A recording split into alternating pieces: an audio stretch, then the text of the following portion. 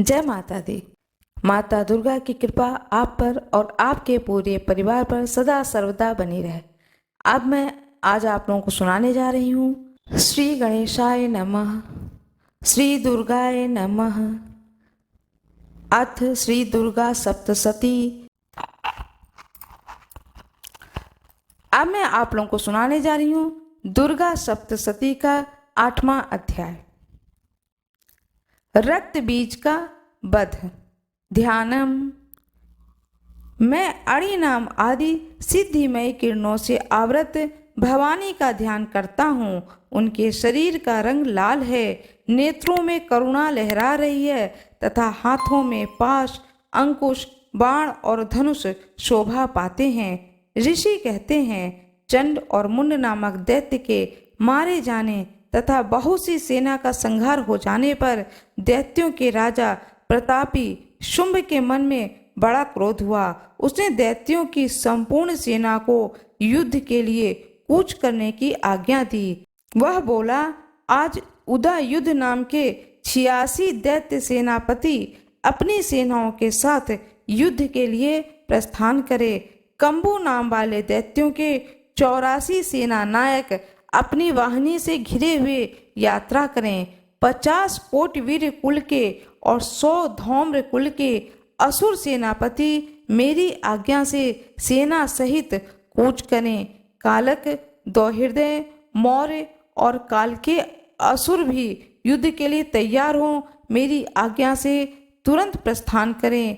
भयानक शासन करने वाला असुर राज शुंभ इस प्रकार आज्ञा दे सहस्त्रों बड़ी बड़ी सेनाओं के साथ युद्ध करने के लिए प्रस्थित हुआ। उसकी अत्यंत भयंकर सेना आती देख चंडिका ने अपने धनुष की टंकार से पृथ्वी और आकाश के बीच का भाग गुंजा दिया। राजन, तदंतर देवी के सिंह ने बड़े जोर जोर से दहाड़ना आरंभ किया। फिर अंबिका ने घंटे के शब्द से उस ध्वनि को और भी बढ़ा दिया।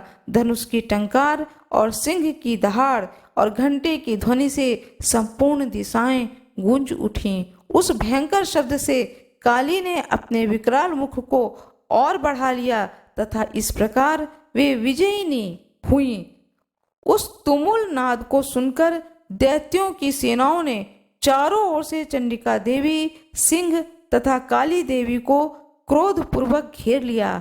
राजन, इसी बीच में असुरों के विनाश तथा देवताओं के अभ्युदय के लिए ब्रह्मा, शिव, कार्तिकेय, विष्णु तथा इंद्र आदि देवियों की शक्ति जो अत्यंत पराक्रम और बल से संपन्न थी, उनके शरीर से निकलकर उन्हीं के रूप में चंडिका देवी के पास आईं। जिस देवता का जैसा रूप, जैसी वेशभूषा और जैसा वाहन, ठीक वैसे ही साधनों से संपन्न हो, उसकी शक्ति असुरों से युद्ध करने के लिए आई। सबसे पहले हंस युक्त विमान पर बैठी हुई अक्षसूत्र और कमंडल से सुशोभित ब्रह्मा जी की शक्ति उपस्थित हुई, जिसे ब्रह्माणी कहते हैं। महादेव जी की शक्ति वृषभ पर आरूढ़ हो, हाथों में श्रेष्ठ त्रिशूल धारण किए, महानाग का कंकड़ पहने, मस्तक में चंद्र रेखा से विभूषित हो वहां पहुंची। कार्तिकेय जी की शक्ति रूपा जगदम्बिका उन्हीं का रूप धारण के श्रेष्ठ मयूर पर आरूढ़ हो, हाथी में शक्ति लिए दैत्यों से युद्ध करने के लिए आई। इसी प्रकार भगवान विष्णु की शक्ति गरुड़ पर विराजमान हो, शंख, चक्र, गदा, सारंग, धनुष तथा खड्ग हाथ में लिए वहां आई। अनुपम यज्ञ वराह कर तथा रूप धारण करने वाली श्री हरि की जो शक्ति है, वह भी वाराह शरीर धारण करके वहां उपस्थित हुई।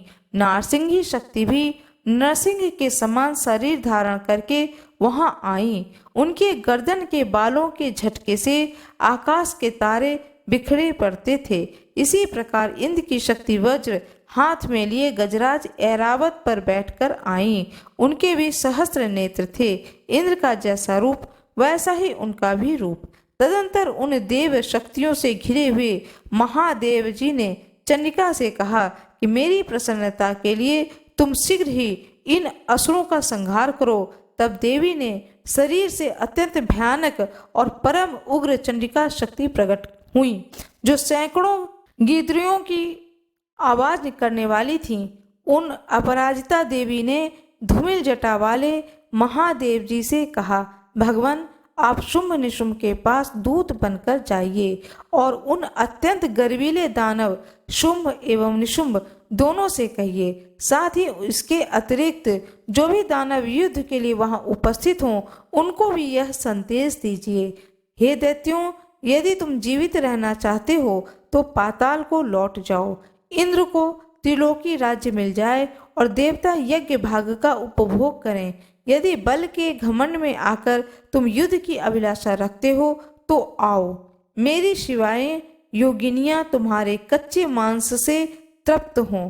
चूंकि उन देवी ने भगवान शिव को दूत के कार्य में नियुक्त किया था, इसलिए वह शिवदूती के नाम से संसार में विख्यात हुई।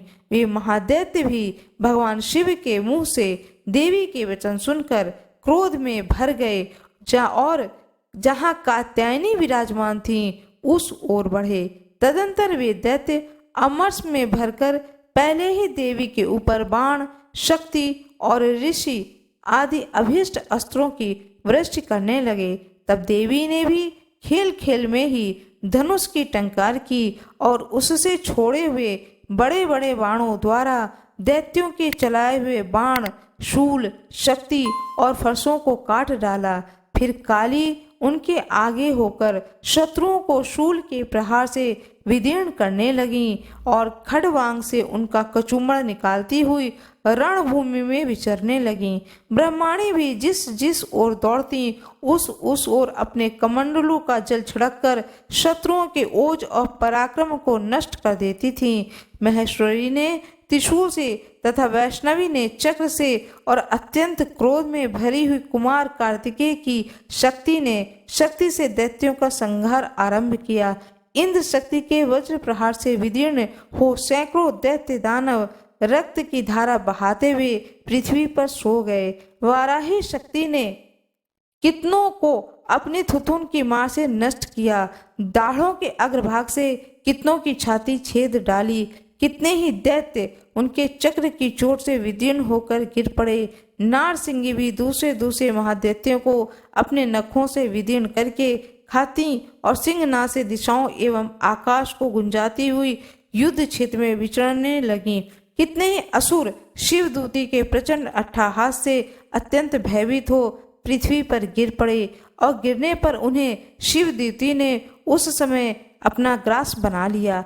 इस प्रकार क्रोध से भरे हुए मात्र गणों को नाना प्रकार के उपायों से बड़े बड़े असुरों को मर्दन करते देख दैत्य सैनिक भाग खड़े हुए।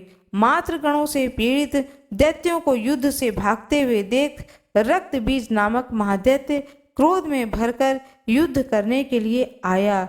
उसके शरीर जब रक्त की बूंद पृथ्वी पर गिरती तब उसी के समान शक्तिशाली एक दूसरा महादैत्य पृथ्वी पर पैदा हो जाता। महासुर रक्त बीज हाथों में गदा लेकर इंद्र शक्ति के साथ युद्ध करने लगा। तब ऐन्द्री ने अपने वज्र से रक्त बीज को मारा। वज्र से घायल होने पर उसके शरीर से बहुत सा रक्त चूने लगा। उससे उसी के समान रूप तथा पराक्रम वाले योद्धा उत्पन्न होने लगे। उसके शरीर से रक्त की जितनी बूंदें गिरती उतने ही पुरुष उत्पन्न हो गए। वे सब रक्त बीज के समान ही वीरवान, बलवान तथा पराक्रमी थे। वे रक्त से उत्पन्न होने वाले पुरुष भी अत्यंत भयंकर अस्त्र शस्त्रों का प्रहार करते हुए वहां मात्र गणों के साथ घोर युद्ध करने लगे। पुनः वज्र के प्रहार से जब उनका मस्तक घायल हुआ तब रक्त बहने लगा और उससे हजारों पुरुष उत्पन्न हो गए। वैष्णवी ने युद्ध में रक्त बीज पर चक्र का प्रहार किया तथा ऐन्द्री ने उस दैत्य सेनापति को गदा से चोट पहुंचाया। वैष्णवी के चक्र से घायल होने पर उसके शरीर पर जो रक्त बहा उससे जो उसी के बराबर आकार वाले सहस्त्रों महादैत्य प्रकट हुए। उनके द्वारा संपूर्ण जगत समाप्त हो गया। कौमारी ने शक्ति से, वाराही ने खड्ग से और महेश्वरी ने त्रिशूल से महादैत्य रक्तबीज को घायल किया। क्रोध में भरे हुए उस महादैत्य रक्तबीज ने भी गदा से सभी मात्र शक्तियों पर पृथक पृथक प्रहार किया। शक्ति और शूल आदि से अनेक प्रकार घायल होने पर भी उनके शरीर से रक्त की धारा पृथ्वी पर गिरी। उससे भी निश्चय ही सैकड़ों असुर उत्पन्न हुए। इस प्रकार उस महादैत्य के रक्त से प्रकट हुए असुरों द्वारा संपूर्ण जगत व्याप्त हो गया। इससे उन देवताओं को बड़ा भय हुआ। देवताओं को उदास देखकर चंडिका ने काली से शीघ्रता पूर्वक कहा, चामुंडे, तुम अपना मुख और भी फैलाओ तथा मेरे शस्त्र पात से गिरने वाले रक्त बिंदु और उनसे उत्पन्न होने वाले महादैत्यों को तुम अपने इस उतावले मुख से खा जाओ। इस प्रकार रक्त से उत्पन्न होने वाले महादैत्यों का भक्षण करते हुए तुम रण में विचरती रहो। ऐसा करने से उस दैत्य का सारा रक्त क्षीण हो जाने पर वह स्वयं भी नष्ट हो जाएगा। उन भयंकर दैत्यों को जब तुम खाओगी तब दूसरे नए दैत्य उत्पन्न नहीं हो सकेंगे। काली से यूं कहकर चंडिका देवी ने शूल से रक्त बीज को मारा और काली ने अपने मुख में उसका रक्त ले लिया। तब उसने वहां चंडिका का गदा से प्रहार किया, किंतु उस समय उस गदापात ने देवी को तनिक भी वेदना नहीं पहुंचाई। रक्त बीज के घायल शरीर से बहुत सा रक्त गिरा, क्योंकि वह ज्यों ही गिरा त्यों चामुंडा ने उसे अपने मुख में ले लिया। रक्त गिरने से काली के मुख में जो महादैत्य उत्पन्न हुए उन्हें भी वह चट कर गईं। उसने रक्त बीज का रक्त भी पी लिया। तदंतर देवी ने रक्त बीज को, जिसका रक्त चामुंडा ने पी लिया था, वज्र, बाण, खड्ग तथा रिष्टि आदि से मार डाला। राजन, इस प्रकार शास्त्रों के समुदाय से आहत एवं रक्तहीन हुआ महादैत्य रक्तबीज पृथ्वी पर गिर पड़ा। नरेश्वर, इससे देवताओं को अनुपम हर्ष की प्राप्ति हुई और मातृगण उन असुरों के रक्तपान के मत से उद्यत सा होकर नृत्य करने लगे। इस प्रकार श्री मार्कंडेय पुराण में सावर्णी मनवंतर की कथा के अंतर्गत देवी महात्म्य में रक्त बीज वध नामक 8वां अध्याय पूरा हुआ। जय माता की। माता रानी की जय हो। भोले बाबा की जय हो। मेरा यह वीडियो यदि आपको पसंद आए तो कृपया लाइक जरूर करिएगा। श्री गणेशाय नमः। श्री दुर्गाय नमः। अथ श्री दुर्गा सप्तशती 9वां अध्याय। निशुंभ का वध। माँ दुर्गा के रूप का ध्यान करना। मैं अर्धनारीश्वर के श्री विग्रह की निरंतर शरण लेता हूँ। उनका वर्ण बंदूक पुष्प और सुवर्ण के समान रक्त पीत मिश्रित है। वह अपनी भुजाओं में सुंदर अक्षमाला, पाश, अंकुश और वरद मुद्रा धारण करती हैं। अर्धचंद्र उनका आभूषण है तथा वह 3 नेत्रों से सुशोभित हैं। राजा ऋषि से कहते हैं, हे भगवान, आपने रक्त बीज के वध से संबंध रखने वाला देवी चरित्र का यह अद्भुत महात्म्य मुझे बतलाया है। अब रक्त बीज के मारे जाने पर अत्यंत क्रोध में भरे हुए शुंभ और निशुंभ ने जो कर्म किया है उसे मैं सुनना चाहता हूँ। ऋषि ने कहा, हे राजन, युद्ध में रक्त बीज तथा अन्य दैत्यों के मारे जाने पर शुंभ और निशुंभ के क्रोध की सीमा न रही। अपनी विशाल सेना इस प्रकार मारी जाती देख निशुंभ अमर्ष में भरकर देवी की ओर दौड़ा।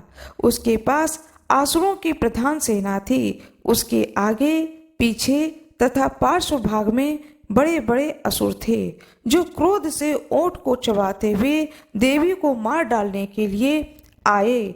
महापराक्रमी शुंभ भी अपनी सेना के साथ मात्र गणों से युद्ध करके क्रोधवश चंडिका को मारने के लिए आ पहुँचे।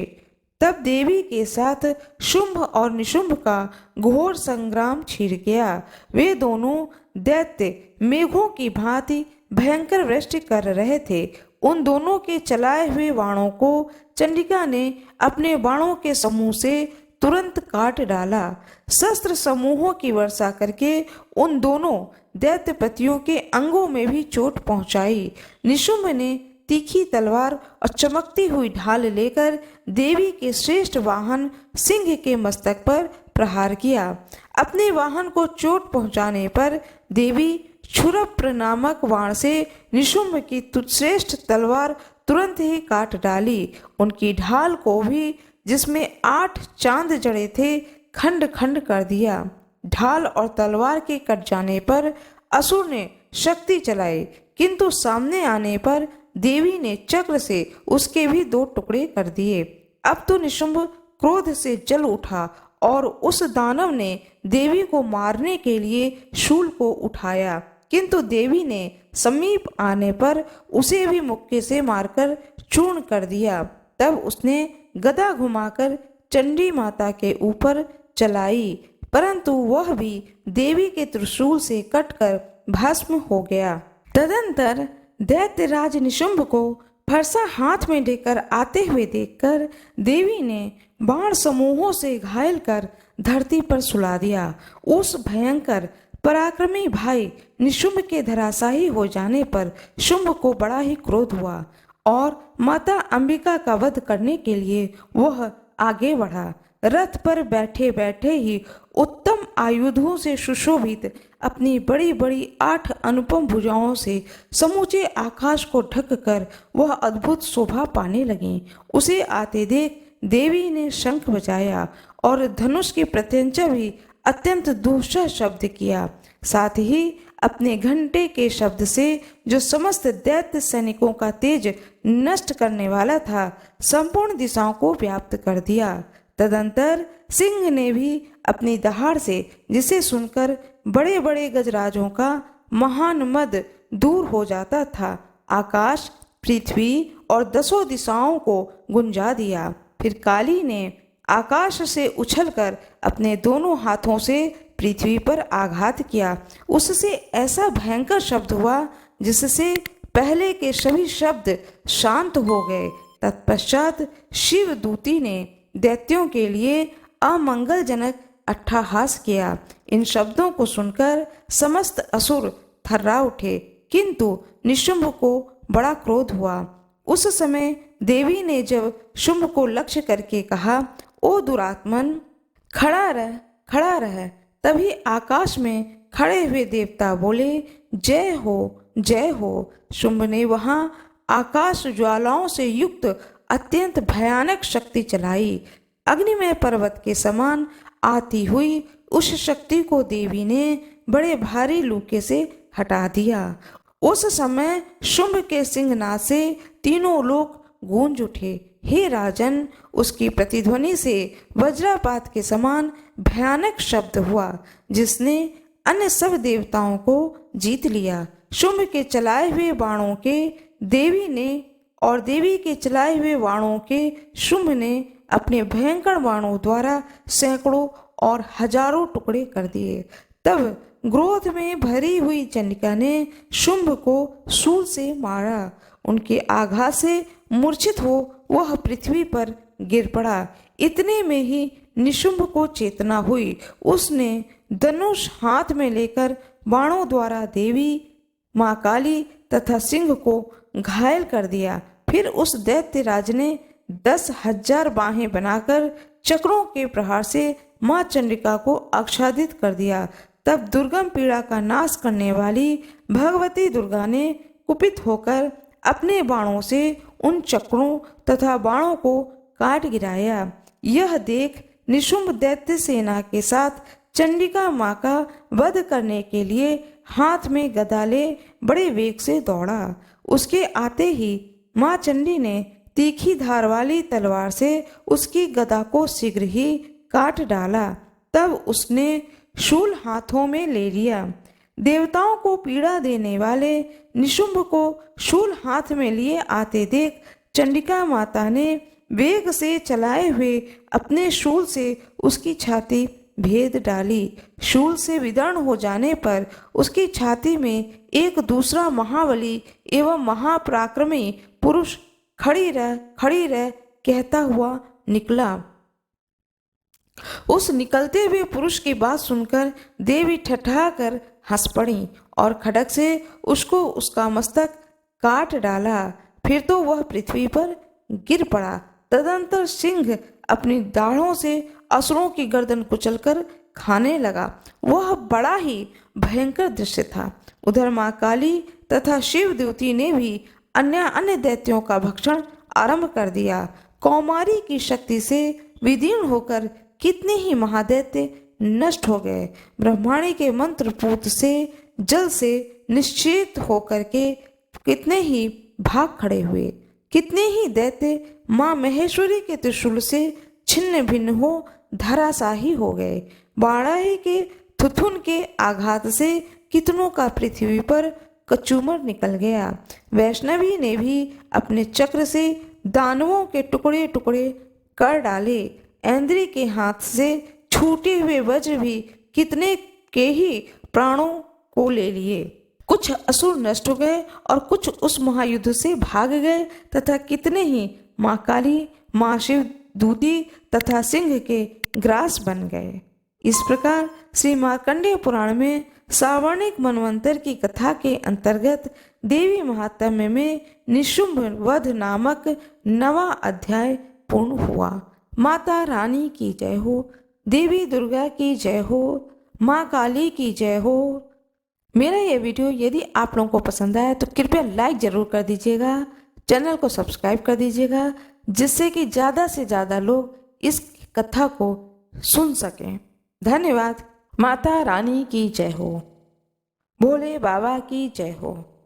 मेरा यह वीडियो यदि आपको पसंद आए तो कृपया लाइक जरूर करिएगा, चैनल को सब्सक्राइब करिएगा, बेल आइकन दबाना ना भूलिएगा। धन्यवाद।